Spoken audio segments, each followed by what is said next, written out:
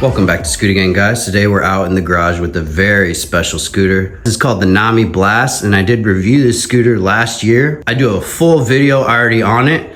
I'm not gonna go super in depth today because this is simply an upgraded version. This is just a 72 volt version. So it's gonna have more power and more range. We'll break down the stats, show you just how much more power and range it has today, and then also go into the finer aspects here of what exactly is different about this. Obviously, a slightly different spot for the horn is now mounted underneath versus on the 60 volt Blast, it was mounted in the front. So we'll go into a couple little small details, obviously, that they changed to make this all fit. Full disclosure, I'm not gonna ride the scooter for you guys today. It is 0 degrees out. For you guys in Europe, that's like negative whatever. It's too cold for me to ride, and also this is not my scooter. This is actually a dude named Spencer, shout out Spencer. He drove all the way from South Dakota, 6 hours of driving to get here. He brought his Emotion RS to get painted here at the shop in town where we got ours painted. Shout out to Josh over at Carousel.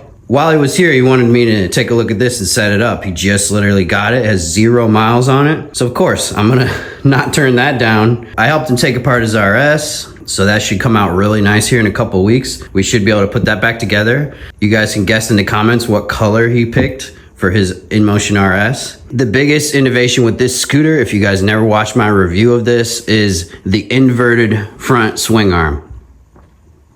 And you'd think it looks dumb as shit. I know you're already laughing at it right now, but this is the best riding suspension I've ever ridden. And to me, it was a shame that this was a 60 volt scooter, because the only real reason I couldn't promote it that well is because it was a bit overpriced. It was like the most expensive 60 volt scooter on the market. And I've been waiting for them to change this to 72 volt scooter for a year now.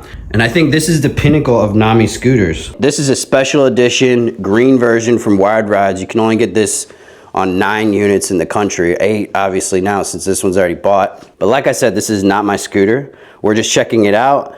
But this is at the top of my list right now of scooters that I want to buy this year and that I'll probably buy. I did mention that in my comparison video recently of all the higher power scooters, that this is definitely like the honorable mention for me right now of scooters that I really want to own. Let's jump into the numbers really quick. What does it really matter for going from 60 to 72 volt? So first off, your peak wattage. We'll show you how much more power we're gonna get out of this. Under 67 volts times 50 amps. We are both 50 amp controllers on both of these scooters. 50 amps is gonna give you 6,700 peak watts. Whereas on the 72 volt version, you're gonna have 84 volts times 100 amps equals 8,400 peak watts. So the difference in power is 8,400 to 6,700 peak watts, which is about 25%. You get about 25% more power with the 72 volt model. Same thing with the range. We can do a watt hour comparison. You're gonna get about this much more percent out of your battery. So having 72 volt is more competitive, and that's really where this scooter should have been from the get-go, in my opinion.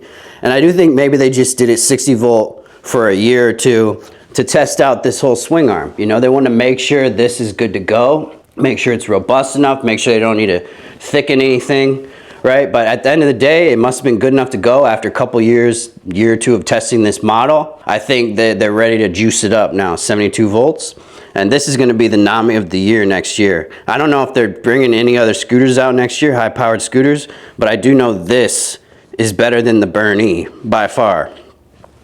Why specifically? So you don't have to go watch my full review and all that.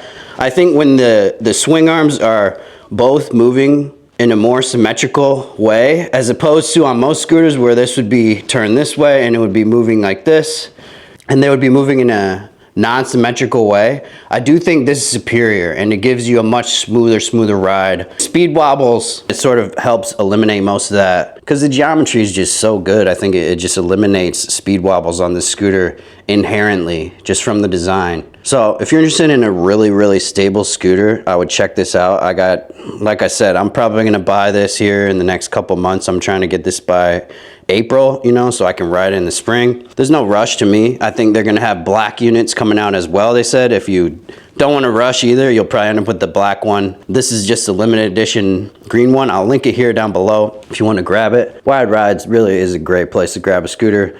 They take care of you like family. Let them know I sent you. Shout out to Spencer again for letting me look at his scooter here. Really wish I could ride it, but like I said, it's way too cold. And I don't want to put miles on somebody else's scooter either. I'd rather get my own unit and test it out here. And you can go watch my other Nami Blast review if you're really interested in hearing about all the details of this scooter, because I definitely went in depth on it in that video. The battery is going to be a little bit bigger. It's going to stick out a little bit more. That's probably not going to create an issue at all. But I think you look at it, there's plenty of clearance in this scooter. I could jump on it for you guys, but I don't even want to footprints on another guy's scooter for any reason. You know what I mean? It's a brand new scooter with 0 miles. I'm not going to be the one that gets it dirty. But hell yeah, we're going to look at it and check it out. This single-sided swing arm might be contentious, but you have to realize there's super bikes like the Ducati V4 that were running single-sided swing arms for years, getting wrecked on crazy MotoGP courses, and they don't crack. So it's definitely possible to have a single-sided swing arm like this that's very safe, even though it might not look like it. It is. It definitely is. And on things way more powerful than this, they already do. So I have total faith in the swing arms. I know a lot of people will question the single-sided swing arms and the stability of it at high speeds, but I do completely have faith in that. I think it's great for saving weight, and the scooter is really balanced somehow, even still. When I was riding it, I really noticed that it was just very balanced, very stable, super in control on this scooter. Just want to show you guys how it comes completely stock like this. I'm not even going to pull the throttle for you guys because they ship it really nice with cardboard protection in the wheels here, and I'm not even going to take that apart for the guy. I want him to have a perfect looking scooter over here. Quick mention on this, also has the new turn signals as well as an upgraded NFC card here that appears to run everything with just the card. Super nice.